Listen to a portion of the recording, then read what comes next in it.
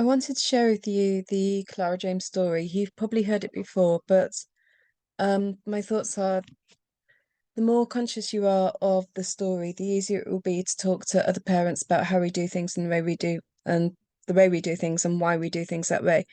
And so, basically, Clara James Tutoring was set up back in 2012. Prior to that, my background had been early years and special needs. When my oldest, Clara, thought that, no, sorry, when my oldest was young, I thought she might be mildly dyslexic. So I went to her school and kind of said, look, these are my thoughts. What do you think? And they said, well, dyslexia is basically an excuse for laziness. So there isn't really a problem here. So, okay. Um, I didn't have the confidence to fight my corner. So I thought if I can learn as much as I can about different learning styles, then I might be able to help her myself. And I don't know that I was ever any help to her, but that was the thought. And I also thought at the same time that it would complement what I was doing as my degree, because going back further, sorry, I should have said this first. Basically, I did my degree as a mature student, married at 19. My oldest daughter was born when 18 months later, just before my 21st birthday. That was Clara. Jamie came along 18 months, 17 months later, and then 2 years to the day, just about, Angel came along. So after Angel was born, we were living up in Yorkshire at the time. We came back down to Buckinghamshire to visit family friends. And when I saw what other people that were in my year group at school had been doing, um, I thought that actually I wanted to do something with my life as well. So I went back up to Yorkshire and asked the nursery where Clara was if I could go in as a volunteer while I studied for the preschool diploma in preschool practice. Thankfully, Mary said yes, and so I did the diploma, finished the diploma, and started working and started the degree through the Open University. This then during that time, I then got started working in primary school across the road, where the reception class I was working in, there are four children with ADHD. And I think my job there was pretty much just to support the teacher and help her maintain her sanity. So, long story short, over the next few years, worked in numerous different educational settings, predominantly early years or primary school, and or special needs. So what I was learning was that if children are engaged, actually the key thing I learned was if we respect the children we're working with, they then respect us in turn. And if they're engaged in what we're supporting them with, they're more likely to actually want to participate. We need to make it relevant to them. And this is where it becomes relevant for you, I guess, when you're explaining how we do things and why we do things the way we are. Because, like I say, if we can get them engaged, then they are more likely to want to actually participate. The more they participate, the more likely it is that they're going to gain confidence and they're going to gain knowledge. The more confidence and more knowledge they gain, the more likely it is they're going to want to participate, and it becomes a positive spiral.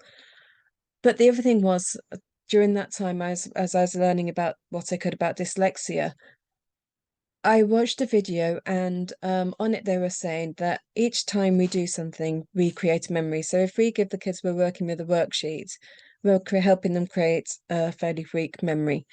Give them another worksheet, and we're making that memory slightly stronger. Enough worksheets and making that memory stronger still. But when the child who is either dyslexic or sat in an exam, or the teacher suddenly goes, right, what's the answer? Isn't thinking if isn't thinking logically or in a linear fashion, or however you care to phrase it, their brain is probably going to scoot all around the place looking for this information, and the odds of it finding that one memory is quite small. However, if we use multiple different resources, we're going to give them multiple different places where their brain can find that piece of information. So I won't harp on too much about that now. But if you're talking to parents or something, then the suggestion of times tables or something like that is a perfect example, because there are so many different resources we can use, and which, if they are primary age, you can offer them access to the Clara James approach for free. So so they can actually access some of these ideas and do them at home themselves. But so that was the background. So 2012, and long story short, I had just given up the childminding business for personal reasons. Got a job in an optician's. I was very, very bored within a couple of weeks and decided to go back to college to do the petals course. And while I was there, I made friends with this lady and she said, have you ever considered tutoring? And when I gave up childminding, I said, right, I'm never going to run my own business again and I'm never going to work with children again. That was that basically. And so when she suggested tutoring, I thought, no, that's not really for me. And she kept on about how good it was, how you could kind of like help support the children, how you had to have flexibility, how you could be creative. And she was quite persuasive in it. So in the end, I kind of, okay, I'll give this a go. And I thought, if nothing else, it might give me some more money so I can take the kids out for a meal at the weekend. Or then as it grew, I kind of thought, okay, I might be able to pay for a summer holiday out of this, and the business kept growing, kept growing, kept growing. Within 6 months, it became a full-time a full-time business, and I left the opticians. Within 18 months, there was more work than I was able to cope with myself. So at that stage, what I thought I'd do was, my thoughts were, if I just presumed everyone did things the same way. I thought everyone used different resources. I presumed everyone tried to make things fun. I presumed everyone gave 100%. So what I thought I'd do is, people got into, well, I didn't really think about it. People get in touch and they say, look, my child needs help with science or maths or whatever it is that I didn't have the availability to do myself. And I just kind of say, well, I know this person, so get in touch with them. Here's their number and everything else. Great. And during that time, Jamie was doing his A levels, and one of these people that I'd been recommending to other people had said that he was able to support economics. So I got in, Jade missed the lesson at school. So I got in touch with him and kind of like said, look, would you be able to spend just an hour of Jamie going over whatever it was he'd missed in this lesson? And yeah, no problem. He would charge £50 an hour plus transport. And this was going back 8 years, so roughly 2015. So £50 plus transport back then was quite a lot of money. We're only just catching up with him now. But anyway, he turned up and he had a pen in hand. His shirt was unbuttoned pretty much down to his belly button. He got all this chest hair coming out and this great big medallion, very kind of said, okay, what would you like to talk about? And so Jamie said this, and so the tutor said, okay, so what do you know about it? And Jamie said, well, nothing, because I missed that lesson at school. So the tutor said, okay, well, you must know something. He said, nope, I missed that lesson. And they spent the next hour with the tutor asking Jamie what they knew, and Jamie saying, well, nothing, because he'd missed that lesson. So the tutor left, and Jamie was none the wiser. He still had no idea at all what he was supposed to know for this test. I was £50 plus transport worse off, which as a parent I was fuming because I didn't feel as if I'd actually got anything for my money. But also from the business perspective, I was now thinking, I've been recommending this chap to other people. And so people are going to presume that if I'm recommending him, that's what I deem to be acceptable. And I'd worked so hard up to this point to try and build a good reputation. So I stopped recommending other tutors. Actually, I'll tell you one more story before I go on. At the same time, Angel was doing her GCSEs, and this chap again that I'd been recommending as a science tutor, Angel's very, very clever. But at that time, I thought she was lazy. But actually, with the benefit of hindsight, she's not lazy. She's just able to focus very, very deep. And so she gets things done very quickly. So kind of, I thought she'd just spent 2 minutes doing her homework and it wouldn't be up to much, whereas actually the depth that she could go into. But anyway, that's another story. Um, anyway, this tutor said that he would spend an hour a week with her, because in my mind I thought, well, that way at least I know she's doing some revisions. So he came along and he would read to her from a textbook and then ask her to answer the questions at the bottom of the page. And that was it. That was literally all they did. He read to her from a textbook, she answered the questions. And as a parent, you're kind of like thinking, wow, actually, I could do that myself. And I don't know what I was actually achieving by paying for this, apart from the knowledge that she was spending an hour a week looking at a textbook with someone. So, getting back to the point, I then stopped recommending other people because I thought, I'm working so hard to try and build a good business. These are my beliefs, these are my philosophies, but everyone else I'm recommending isn't doing this. So I thought, I'm not recommending anyone else. And I went back to trying to do it all myself. So at the end of his A levels, Jay suddenly, but Jamie decided that he was going to book a one-way ticket to Australia. And you can think, oh no, my kids are growing up. And before Angel Clara had already left home, Jamie's now moving to the other side of the world. And you kind of think, well, it's not going to be long before Angel's doing the same. So I thought, I'm going to stop working 7 days a week. I'm going to find other tutors which are able to take on some of the workload for me. And at this point, I started employing tutors. So rather than just recommending people, I decided that if I employed them, I would be able to kind of say, look, these are the resources we use. This is how we do things. This is why we do things. Basically, if you don't want to do it my way, that's fine, but it won't be the job for you.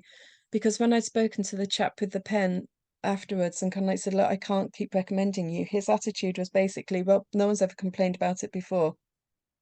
Yeah, but I am now. So anyway, back to the point again. Decided that I'd start employing people. And at first it was really hard because having had these experiences with other tutors, I was kind of thinking, well, what happens if these people that I'm now employing still don't do things the way I want to? But Ali, the first lady I employed, her background is also with special needs, and she was brilliant. She was great. Then she moved away, and I employed someone else. Could be Rebecca. Not sure. Wouldn't like to say. But anyway, started in, and she, if it was Rebecca, she's also brilliant. Still works for the company. And then along came another lady and another lady, and then a chap, and we've had. We've now got, at the moment, it's the 17th of May 2023, and there are 10 tutors working for Clara James Tutoring in Aylesbury. They're all fantastic, male and female, some early years, some GCSE. Thinking about starting working with science as well as maths and English, but that's a story for another day. But they're all fantastic. And I've been able to say to people, when people phone and I say to them, look, this is how we do things, this is why we do things like this. I know that when the tutor turns up, they will be doing it how I've been saying we're going to be doing it, and not because I'm not doing it the own way. And the that's basically the foundations for the franchise, which in 2019, I decided I was going to franchise the business. At this time, we were known as Star Tutoring because Star was my maiden name. And I was basically going through the paperwork, learned I had to trademark the company name, so I put that in for trademarking. And this other company turned around and said, well, no, you can't trademark Star because it's too much like their company name, even though it's spelled differently and it was a completely different sector. I was told I could pursue it, but it could cost me up to £25,000 and it could take, I think I was told 5 years, and there was nothing to say I was going to win anyway. So I didn't want to do that. I wanted to get on with it. So we changed the name to Clara James. Clara's obviously my oldest daughter. Jamie's my lad. And it was also my dad's middle name. And it's also now my grandson's middle name. So it's kind of like in there. And then the logo is an angel, and Angel is my youngest daughter. So it was kind of, I wanted to keep it personal because I wanted it to reflect the fact that we have a personal service rather than a generic kind of like great tutor sort of thing, which is very generic and kind of like maybe implies a generic service. So that's why we're called Clara James Tutoring. So got it all ready, and then we went into lockdown, and I love tutoring, but I have no confidence. And so the prospect of actually trying to sell this franchise and put it out there as being something which was worthy of selling, I used lockdown as my excuse not to pursue it. I advertised it, but I didn't actually ever follow through. So that was basically the end of that. And then when I guess it must have been beginning of this year, beginning of last year, I kind of thought, no, I've spent this amount of money. I need to actually follow my dreams and do it. So I need more children need access to doing things the Clara James way. And so I decided that actually I was going to pursue the whole franchising idea. And I started to tweak things and improve things and put together this kind of like training membership group thing, if you like, that you're watching this on now. And things just slowly started to seem to fall into place. I offered a couple of the tutors the opportunity that live slightly outside Aylesbury, that if they wanted to become franchisees for their area, I would give them the franchise. So I needed to do something productive to get it, or proactive to get it up and running.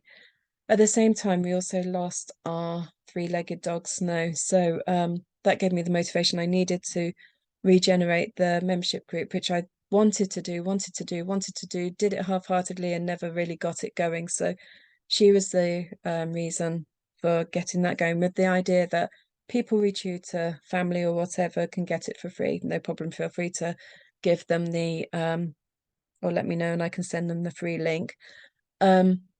But at the same time, it also raised brand awareness, and that's the key thing with the membership group. I've added an affiliate link, which I can also make sure I give you, so that you can earn some money out of it as well.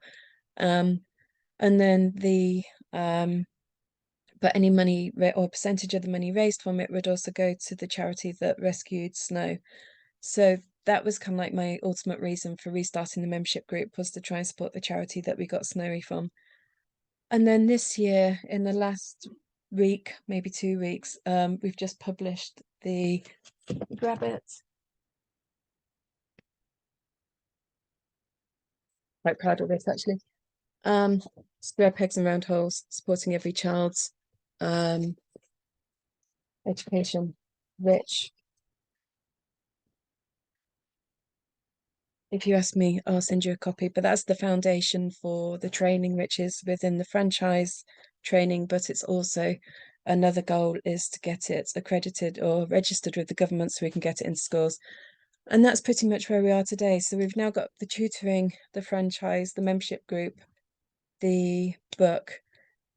Next goal is the membership group for tutors who want to be a tutor but not necessarily under the Clara James brand, and the accredit or the registration with the government for the SEN training. So that's where we are. That's where we're hoping to go. The goal is to become a national brand and really make a difference to those kids who don't necessarily learn the way that most other kids do. So that's how we do things. That's our story, how we got here, why we do things the way we do. And any questions, anytime, please do ask. Thanks for listening to the end, and I'll speak to you soon. Take care. Bye.